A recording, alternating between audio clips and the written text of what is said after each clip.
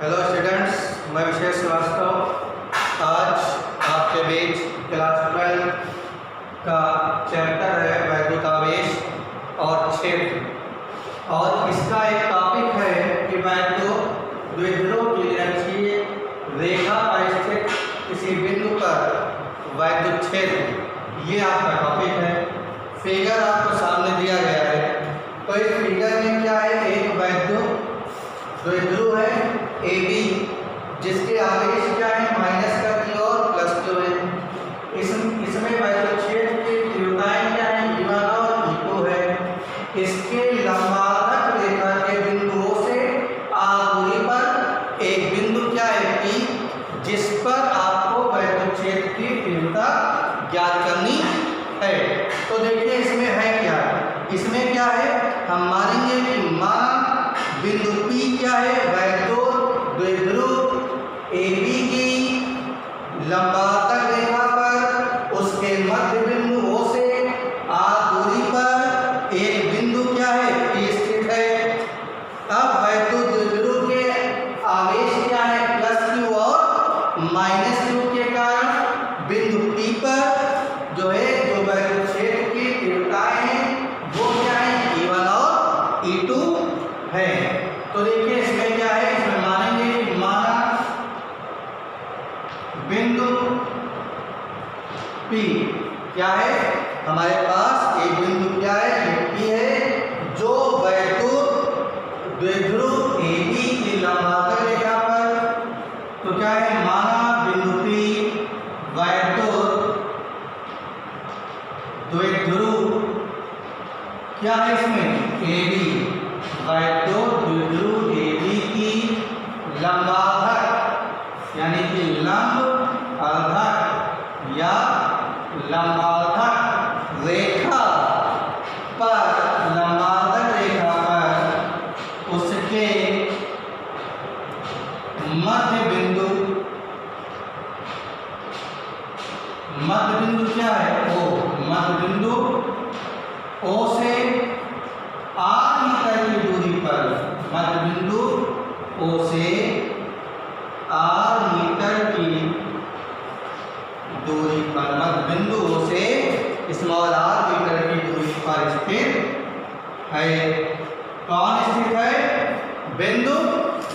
समझिए इसमें क्या है, एक वैद्युत द्विध्रुव क्या है, मेरे पास AB है, इसके आवेश क्या है, माइनस Q और प्लस Q है। इसके बिंदु O से यानी कि इसके लंबार्धक रेखा AB जो वैद्युत द्विध्रुव है, इसके मध्य बिंदु O से या लंबार्धक रेखा के बिंदु O से R दूरी पर क्या है, एक बिंदु P है। अब वैद्युत द्विध्रुव के चूंकि आवेश क्या थे, प्लस Q और माइनस Q है, मानेंगे माना वैद्युत द्विध्रुव के आवेश क्या है, प्लस Q व माइनस Q, मतलब ये जो वैद्युत द्विध्रुव है इसके आवेश क्या है, प्लस Q और माइनस Q है। अच्छा, इन्हीं आवेशों प्लस Q और माइनस Q के कारण बिंदु P पर जो वैद्युत क्षेत्र की तीव्रताएं होंगी वो क्या है, E1 और E2 होंगी। तो देखिए हमारे पास क्या है, मानेंगे कि माना बिंदु P वैद्युत द्विध्रुव AB की लंबार्धक रेखा पर उसके मध्य बिंदु O से कितने मीटर की दूरी पर, R मीटर की दूरी पर स्थित है। माना वैद्युत द्विध्रुव के आवेश प्लस Q और माइनस Q के कारण क्या है, बिंदु P पर वैद्युत क्षेत्र की तीव्रताएं क्या है, E1 और E2 है। ये क्या है, बिंदु किसके कारण, आवेश प्लस Q और माइनस Q के कारण बिंदु P पर वैद्युत क्षेत्र की तीव्रताएं क्या है, E1 और E2 है।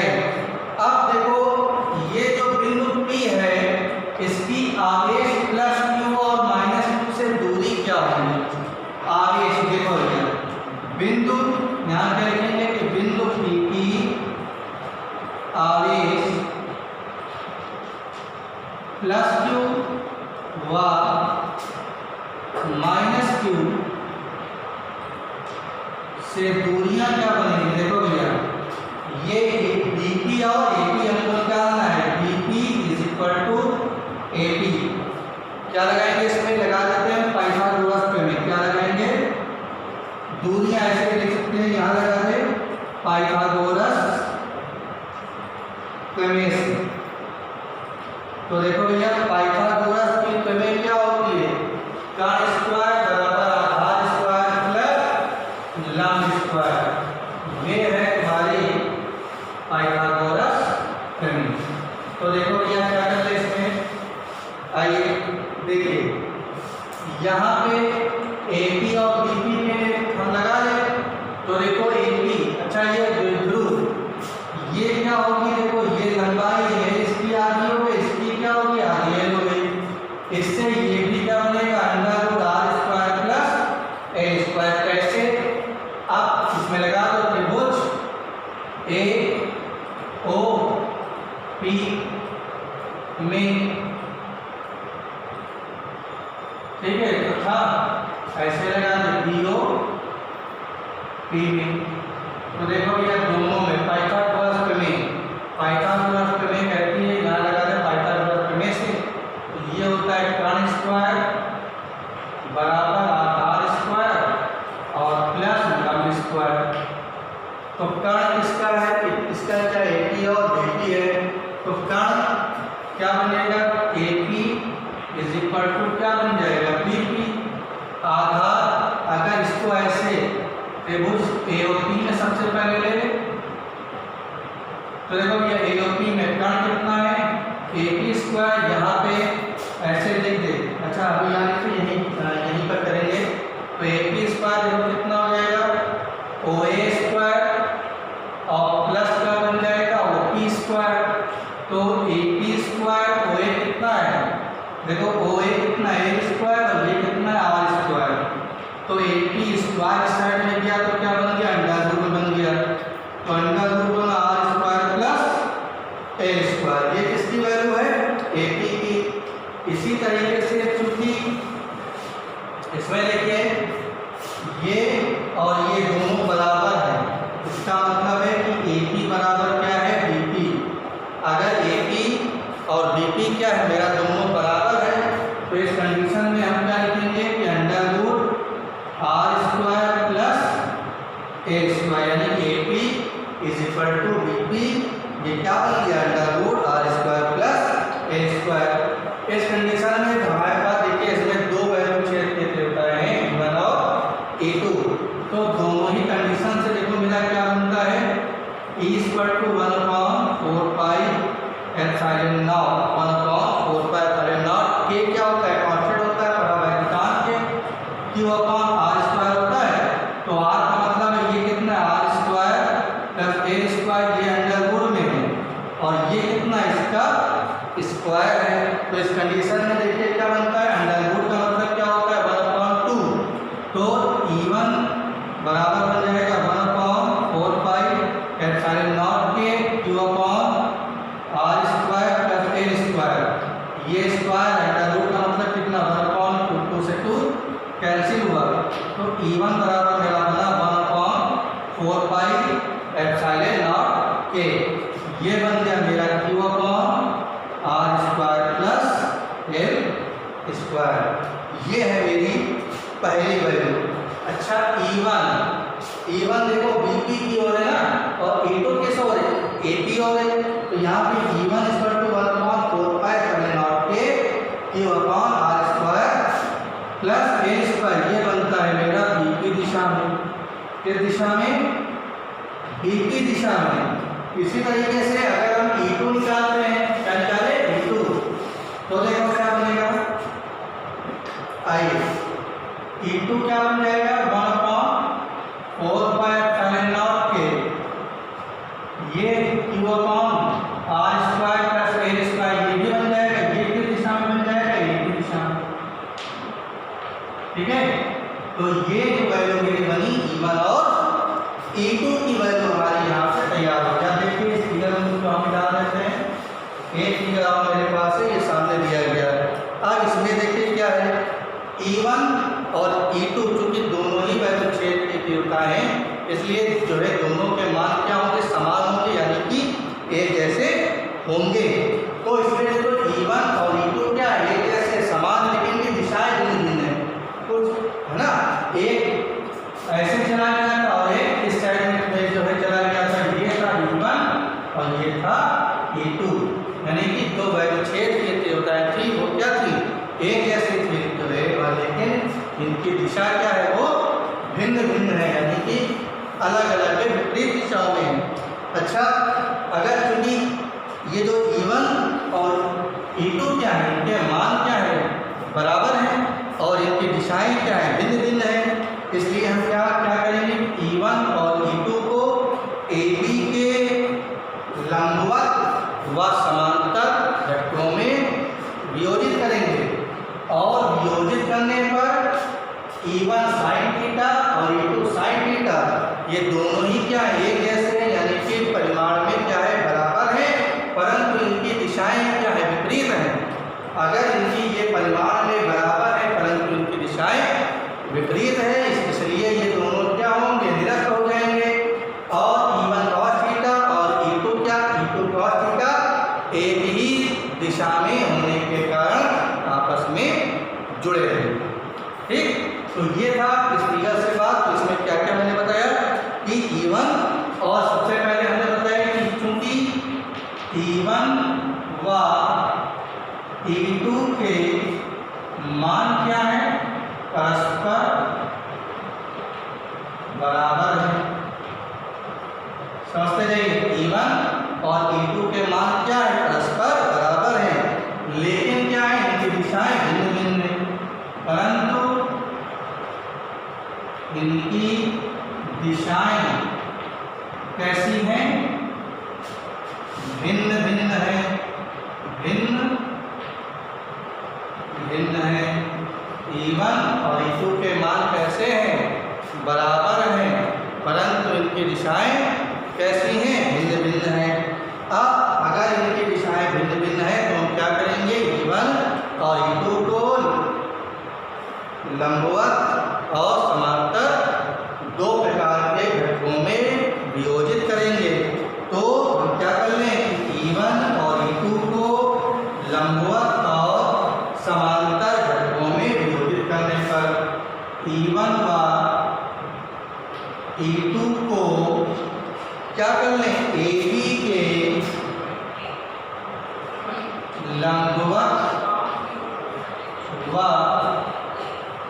समांतर, लंबवत व समांतर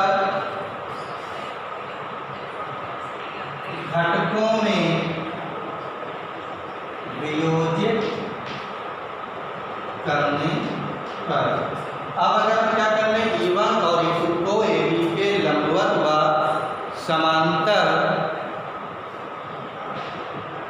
घटकों में अगर हम वियोजित करें, किसको, E1, इसमें क्या क्या है मेरे पास, क्योंकि E1 और E2 के मान क्या है, परस्पर बराबर हैं और इनकी दिशाएं क्या है, भिन्न भिन्न हैं।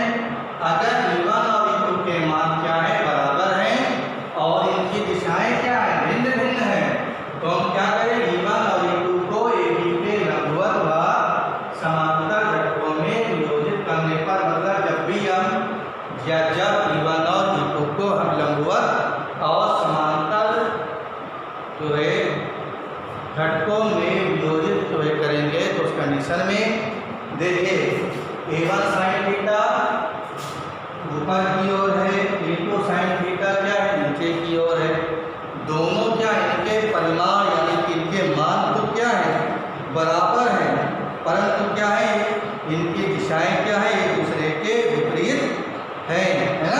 इनकी AB के लंबवत घटक कौन कौन से हैं, E1 sin थीटा व E2 sin थीटा, ये क्या है? लंबवत घटक है ना? क्या हो जाएंगे? ये क्या होंगे? परस्पर निरस्त हो जाएंगे, निरस्त हो जाएंगे। अब ये बात है कि आखिर निरस्त क्यों होंगे? तो निरस्त क्यों होंगे? क्योंकि ये क्या है? एक दूसरे के बराबर और विपरीत हैं। निरस्त क्यों होंगे? क्योंकि एक दूसरे के बराबर व विपरीत है ना? ये कंडीशन है कि निरस्त क्यों हुए? क्योंकि ये क्या है? एक दूसरे के बराबर और क्या है? विपरीत है, इसलिए ये निरस्त हो जाएंगे। अब चूंकि E1 cos थीटा और E2 cos थीटा ये क्या है? आपस में जुड़े रहेंगे। क्यों जुड़े रहेंगे? क्योंकि ये समांतर घटक हैं और ये एक ही दिशा में होंगे, है ना? तो इसमें देखिए हम लिखेंगे कि E1 cos थीटा और E2 cos theta, E1 cos theta व E2 cos थीटा क्या है? AB के समांतर घटक है। क्या है? समांतर घटक है। और ये क्या है? समांतर घटक होने के कारण ये क्या है? एक ही दिशा में होंगे। अतः ये एक ही दिशा में होंगे। किस दिशा में होंगे? एक ही दिशा में होंगे। और एक ही दिशा में होने के कारण ये क्या होंगे? आपस में जुड़े रहेंगे, एक ही दिशा में होंगे। अतः ये आपस में कैसे रहेंगे भैया? जुड़े रहेंगे, आपस में जुड़े रहेंगे। तो अगर ये आपस में जुड़े रहेंगे तो मेरा क्या बनेगा? तब हम जो है बिंदु P पर क्या निकाल लें? वैद्युत क्षेत्र की तीव्रता। तो हम क्या निकालेंगे कि बिंदु अतः ऐसे लिखे आता है, बिंदु P पर परिणामी वैद्युत क्षेत्र की तीव्रता क्या बन जाएगी? देखो E = E1 cos theta plus E2 cos theta, ये हमारी वैल्यू बनी। E = E1 cos थीटा और E2 cos थीटा। अब देखिए क्या बनता है। E1 कितना था? देखो मेरे पास 1/4 पाई ln के Q r² + a² cos theta, और ये बनता है 1/4 पाई ln के Q r² + a²। ये भी क्या बना? cos theta. तो ये दोनों क्या सेम है, मतलब E = 1/4 पाई ln से Q r² cos थीटा और प्लस 1/4 पाई ln के Q r² + a² cos theta, दोनों क्या है? सेम है। अब अगर ये जैसे है तो क्या बनेगा? 2 गुणे 1/4 पाई ln के Q r² + a² और ये cos थीटा, ये वैल्यू हमारी बनी। अब देखिए, अब इसमें क्या करें? हमारे पास जो वैल्यू बनी वो ये है। यहाँ से क्या करें? cos थीटा की वैल्यू निकालो। तो देखो cos थीटा, यहाँ से मैं फिगर ये था तुम्हारा ऐसे, ये फिगर था मेरा, ये था, ये P था, ये माइनस का Q, ये प्लस Q, ये P, ये R, और ये था √r² + a², ये O, ये M, ये L। ठीक है, यहाँ पे हम क्या कर ले? त्रिभुज क्या ले लें? इसमें पीओपी में हम अगर लेते हैं तो ये आएंगे cos थीटा बराबर क्या होता है, आधार बटे कर्ण। तो आधार कितना है L, कर्ण क्या है under root r square plus L square. ये हमारी cos थीटा की वैल्यू बनती है, cos थीटा बराबर L upon under root r square plus L square. अब देखिए is equal to 1 upon 4 pi epsilon naught के जो अपॉन ये 2r2 की यहाँ पे देते हैं, यहाँ पे जो तुलना बनाई या ऐसे ही तो यहाँ पे इज इक्वल टू 2 बड़े ये r square plus L square. cos theta की वैल्यू कितनी बनी, L upon under root r square plus L square, इसकी वैल्यू बनी। आप देखिए क्या कर रहे हैं, P इक्वल टू होता है Q इंटू 2L, तो Q इंटू 2L की जगह पर P आ जाएगा। तो ये 1 अपॉन 4 पाई एप्सिलॉन नॉट के P r square plus L square 1 upon under root r square plus L square. Under root का मतलब क्या होता है 1 अपॉन 2,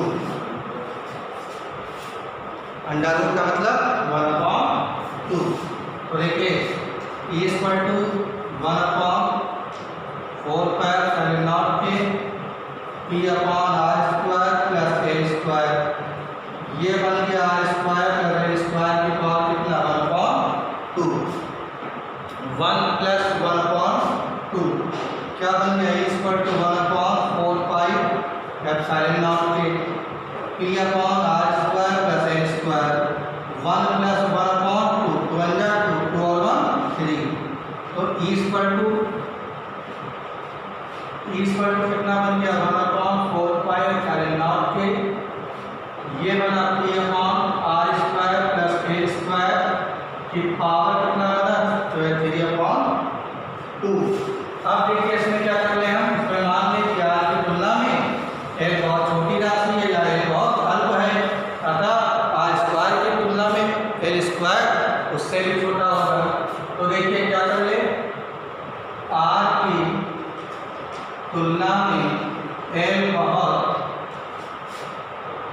अल्प है, अतः r स्क्वायर की तुलना में L स्क्वायर उससे भी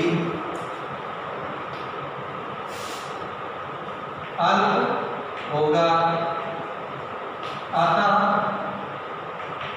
r स्क्वायर की तुलना में